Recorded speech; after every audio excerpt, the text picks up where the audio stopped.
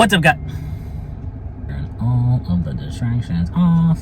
I don't want to hear no text messages. I don't want to hear no alerts. All right, now I can make a video. What's up, guys? I was out shopping today and I seem to have these kind of thoughts when I'm actually out grocery shopping for myself. And it just got me thinking, if you may or may not know, I do this kind of full time. I go out 4 days a week, and the gig apps like Instacart, Uber Eats, and all that jazz is my main source of income.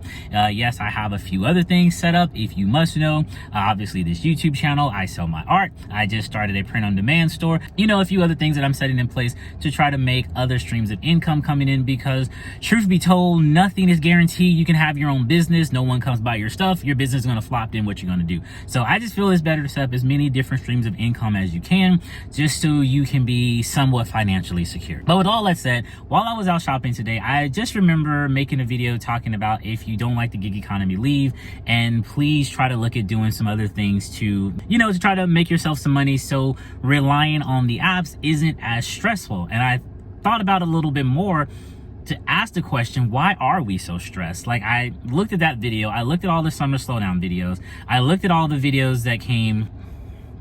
Sorry, I got distracted. I picked this spot. It's at the edge of the parking lot, so I can come out here, talk to this camera, not look like an idiot in front of people, and then this car comes and pulls up right next to me. And not parks like this, but parks like right here, because, you know, it's a lot of empty spaces. So it is what it is. I'm just gonna talk and do what I gotta do. Now he leaves. Yeah.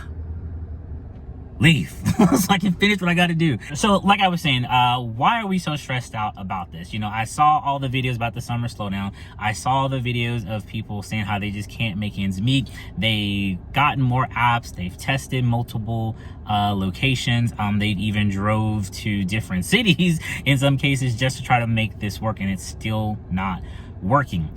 There's also talk that, you know, a lot of us aren't doing enough to bring awareness to these apps. A lot of people are tired of hearing about the awareness to these apps.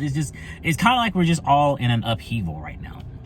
And I just kept thinking, if we treated these apps the way I feel they were intended to, myself included, like I said, I do this kind of full time, would I be so stressed when I go out and say I gotta make $200 today because certain bills are due or certain funds are running dry?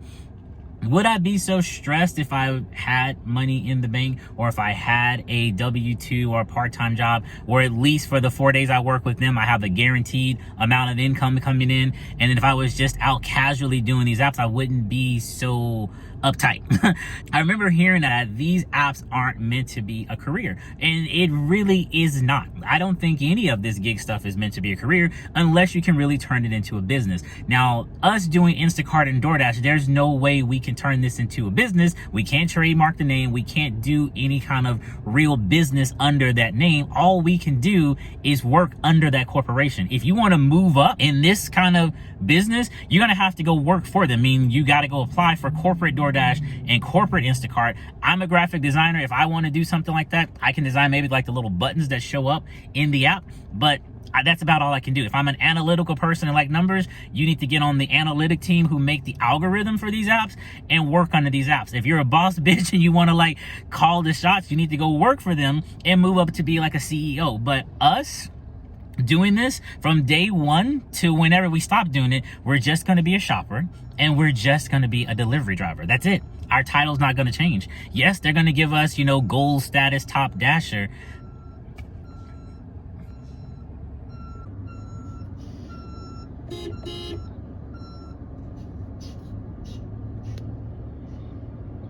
What the fuck? If you can't see my mirrors, I can't see you. Well, I definitely can't see your mirrors, sir.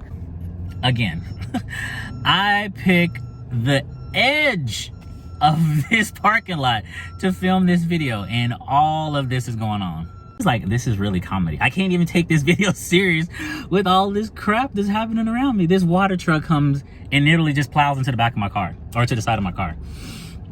And you heard all the beeps. Anyway, let me try to get this video done so I can get home and eat some food, because I'm about to snap out. We're not going to be any more important than the very first day we turned on these apps. That's just the truth of it. So if you're trying to turn this into a business, it's much like Hannibal said in one of his videos, we need to try to learn how to market our skills. Find something that you can actually sell, turn yourself into a brand, turn your products into a brand, something that you actually have a little bit more control of. And the truth of the matter is, each one of us go out every day with each order just wondering, are we gonna be deactivated? So there's no way we can really look at this as a career when we really don't have much control over it. Even in the W-2 world, if you get multiple write-ups or whatnot, you can at least go to your boss and talk to them. And if you guys have a good rapport and they actually see your work ethic, because they'll pull your file like, oh yeah, you've showed up every day, you haven't really been late, when I asked you to stay, you always stay, they're more willing to forgive some of that stuff. But with these apps, the right customer response is all it takes. Sometimes it's not even that, it can just be whatever, and you know you are deactivated. I've been deactivated, so I know what that's like. Which then has me circle back on what I was talking about in that video, which I still feel like that video got misconstrued. There are a lot of people out here, rightfully so, advocating to bring these issues to light. They're exposing these companies for what they're doing. They're talking about how their companies are stealing wages, tips, and this, that, and the third. And that's not something that I'm saying that should be swept under the rug. That's not something that I'm saying we all should just ignore and move on from. I'm saying that the change that we're looking to come is not coming fast enough for a lot of you, myself included in some cases. So while we wait for them to turn on that switch of humanity and actually start treating us like, I don't know, employees or decent people, or I don't know what we're wanting to call ourselves when we're contractors under them, treating us with respect, how about that? Your bills still need to be paid. You still need to figure out what you need to do to survive. That is my only goal when it came to making that video and making this one too. Please go out and advocate to let these companies know how they're treating us. Please go out and make all the noise necessary so more people can be aware. Quick insert, guys. As I'm sitting here editing this video, I'm just having a lot of thoughts. One thing I do want to just kind of point out and kind of get you guys to think too, I keep hearing, you know, power in numbers, visibility, this, that, and the third. So I want you to think about this. 100 to 200, 300 comments under a video when it's on a certain topic. We agree with you. We stand with you. This should change. You know, everything people say to encourage the fight. What I challenge everyone to do who really wants to see things change and maybe move a little faster, because not everybody has a YouTube channel, a TikTok, or a Facebook blog or a Reddit post. Everyone has an email address. That much I know. So I would just be interested to know, are you the same people who comment under these videos advocating for change? Are you some of the same 200, 300 people emailing Instacart daily to voice your opinions, filling out every survey? Also, not only that, emailing and writing to the city and state that you're in, letting them know this company is here and this is how they're treating the people that are contracted under them. How many of us are doing that? I can put out a video every 2 days, every week, right along this or whatever the content may be, and people will comment on it religiously. Like I talk about Corner Shop, please show me what I'm gonna go pick up. Please show me where I am. By the way, this is Corner Shop email. So if you are in that boat, email them, customer as well as shoppers. Email them, let them know. I actually have a little short coming out here pretty soon where I talk about why can't we send pictures to the customer inside the app. And I'm encouraging the customers to write that to them inside the app when they get their feedback. But aside from that, I'm just wanting to know how many people are actually advocating along with the activists. Or are we just here for the show? There's many videos out there in the GigTuber space where people are showing you what it takes to get from point A to point B. All the things that it takes to go to the grocery store to get your order and bring it to you and carry it upstairs. All the things that it takes to go to a restaurant and wait 20 minutes, almost 30 minutes sometimes, just to bring you one simple fast food order. There's a lot that goes into it. But then I know there's that hashtag now, or hashtag delete Instacart now movement that's going on. But from what I'm seeing, many people, customers, that we're trying to like, hey guys, like it's really rough out here, you need to tip us more. There's a lot of customers who even see that, recognize it, and they're still not going to delete the app because they need the service, which is how these companies pigeonhole and get us into that, because they know if it's not going to be you, it's going to be somebody else. So as I'm saying, and all I'm trying to say is, while we wait for the companies to make the change, I'm just hoping you yourself takes a few moments to really look at what you need to continue to make this work. And not so much, I guess, to make this work, what is it going to take for you to get your bills paid? I mean, that's kind of what we're all pretty much out here just to pay bills. Doing it this way, none of us is ever going to own Instacart unless we start working inside the company. None of us are ever going to own DoorDash, Grubhub, and them unless we start taking those steps to be in those types of positions. We can say we have experience, but a lot of those people who are CEOs, they've never done one delivery in their life. They just read reports, hear what we have to say in these videos, and maybe at a boardroom meeting, and they go off in there and make a decision call. And for those of you who got into the whole Instacart craze, I'm sure Instacart was just like this before it all got popular with the shutdown. And Instacart was the golden child only because the customers were tipping more. It wasn't because Instacart gave us more money to go do the orders. It was just because the customers were tipping more and there was more orders to go through. Now, most people are back outside and the customers who are using the service don't feel the need to tip as much. Now Instacart's under attack because everybody's seeing what happened to all the money? The customers were floating the boat. It was never Instacart. So not to just kind of ramble on, but I did want to bring it back to the original topic.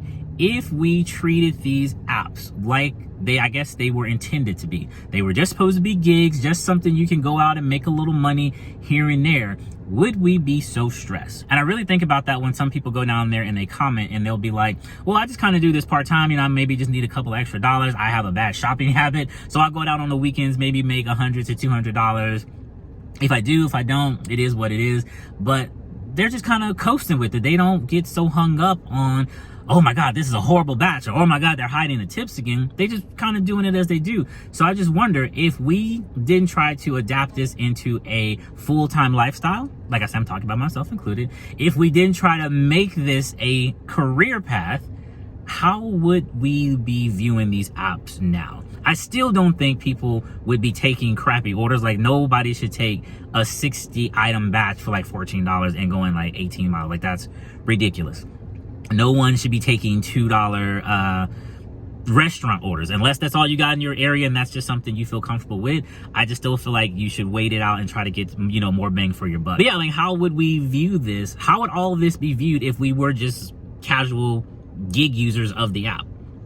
I'd be really interested to know your guys' thoughts on that. I think too, just in this space, just talking about more of people doing it themselves than trying to match their lifestyle on someone else's video. What I mean by that is, I get a lot of people who ask me, hey, I see you're doing this full time. You're I'm very inspired to go out and try to do this myself. What should I do? My response is always the same. You need to go out there for a couple of weeks and actually try it yourself in your market.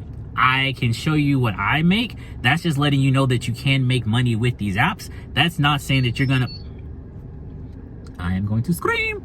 That's not saying that you're gonna actually make the money that I'm making. And I think that might have gotten a lot of people in this thing, and now a lot of people are stuck. But then again, so I always say you need to go out there and test your market for at least 2 weeks to a month. Stagger your days. Don't work the same days, because some days are going to be really slow. Some days are going to be really fire. Some days are going to be an iffy. You really just gotta go out there and test it yourself, because there's a lot of different factors into what's going to make this successful for you and make this a complete failure. I can give you all of the tips and tricks videos in the world, but none of them will apply if you have no orders to put them to, if you guys get what I'm saying. I can tell you how to look for a hidden tip. I can tell you what a bad batch is, but if you're not getting any batches that day, how are you going to apply it? It just won't work. You got to go out there and you got to test it for yourself. Just know you can make money. That means $5, $10, $100, $300 a day for some people, and you can go out and make no money. I get a lot of comments too. People are like, oh man, you must be doing this wrong. Every day I go out, I make $200 to $300, and that's a blessing to you.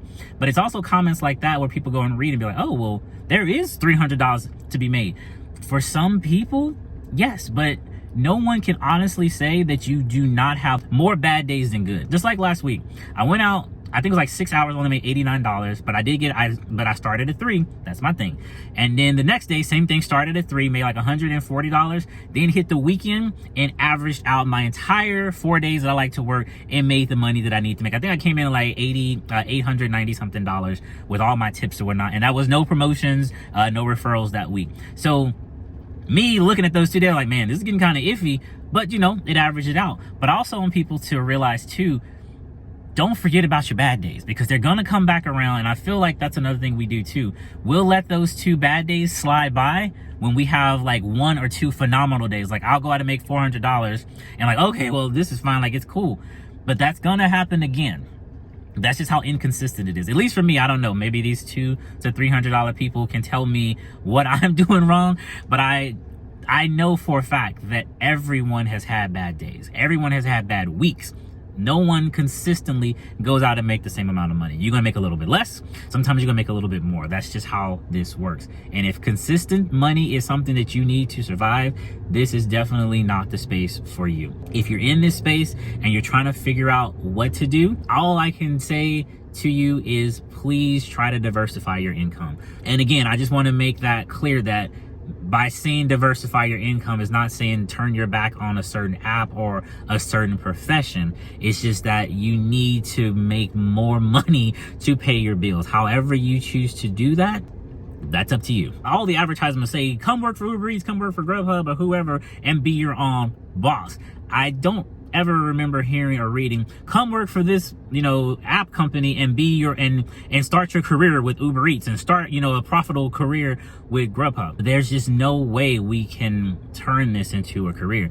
Even if you're in this game 8 to 10 years down the line, odds are you're not retiring on Uber Eats and Grubhub. You're more likely retiring on some kind of savings or investment. You guys let me know if I'm wrong. Like, you're gonna be retiring on something that's actually generating you money. Unless you're just a workhorse and you're able to put back hundreds and thousands of dollars per month to put into your retirement savings fund, I guess that's one thing, just one way to look at it.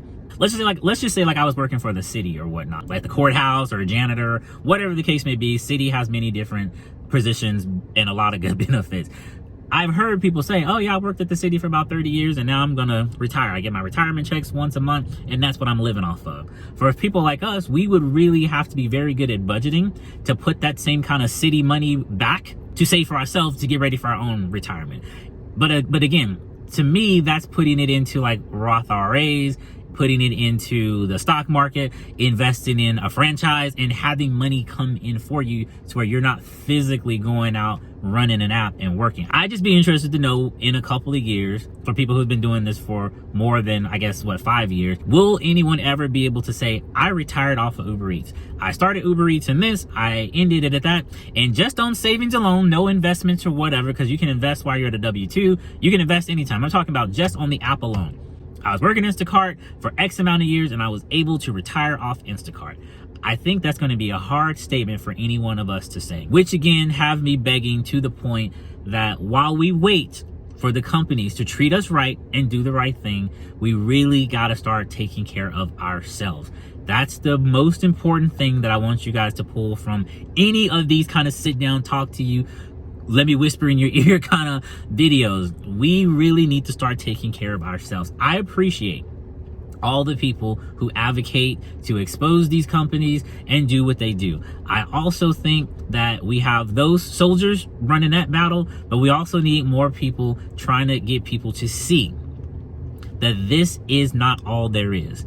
And let's just play Disney Fairyland. Let's just say the fairy godmother comes down and Instacart, DoorDash, Grubhub, and them, we hear you. You know what? I'm going to increase that base pay. We're going to stop bundling these orders. No more triple batches. We're going to really encourage customers to do the tip. Like, they're going to put a tip already in there, you know, like automatic gratuity. We win the battle. Yes, we got it, guys. Like, we did it. We're all out there shopping and you still get deactivated. What then? That's the thing. Deactivation is the thing. Once you're off the platform, trying to get back, especially Shipt, like once you're off Shipt's platform, like you just forget about it. I think Instacart, some people have actually been able to get back on that platform, but Shipt, it's a done deal. So if your livelihood is running on these apps, and let's say they do start treating us well, and you get deactivated, what is the next move? Have you saved up? Do you have something else coming in? That's all I'm trying to drive home. It's not ignoring the situation. It's not trying to sweep it under the rug. I'm just trying to get you guys to see we're waiting. We're waiting. And we've been waiting. And a lot of you can't afford to wait anymore. So I think everything I had in my grocery bag is probably melted if it was frozen. I'm gonna head home and try to get this video up to you guys. It was just a random thought video, but hopefully you guys get the message as to what I'm trying to convey when I make these videos. For me, throughout all of the creators, just getting more information out there about how saving works, how we're making other sources of income is probably key, because there was no videos talking about the summer slowdown. I don't know if that would change someone's perspective or not. Like, hey guys, in the summer, it's going to get dangerously slow. You might not want to quit your job, because unless you are good with saving your money or know how this is all going to affect your lifestyle, it's going to be rough. So for me, just kind of talking more about how these apps aren't going to always be your end all be all is kind of more of my mission. I want you guys to start looking at other things you can do to bring some money in while we wait for the change to come. So guys, take from this video what you will. I hope it serves the purpose of why I'm making this video. I'm just trying to get you guys to just really think about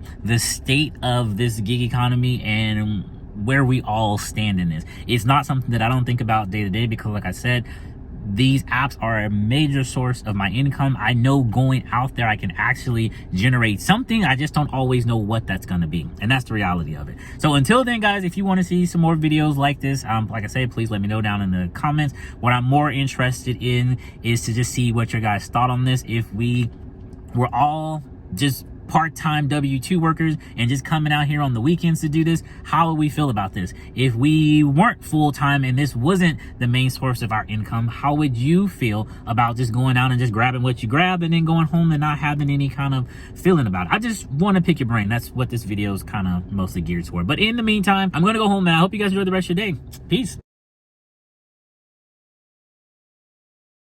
Just some afterthoughts. A lot of side hustles have been turned into people's profitable businesses, but we're never really fully in control as long as we're operating under the umbrella of someone else's corporation. Like even with YouTube, they can next week come out and say you will no longer be monetized unless you have 2,000 subscribers and you have to have 80 hours of watch time. As of right now, you only need 1,000 subscribers and 4,000 hours of watch time. If they change that, that could decimate a lot of channels.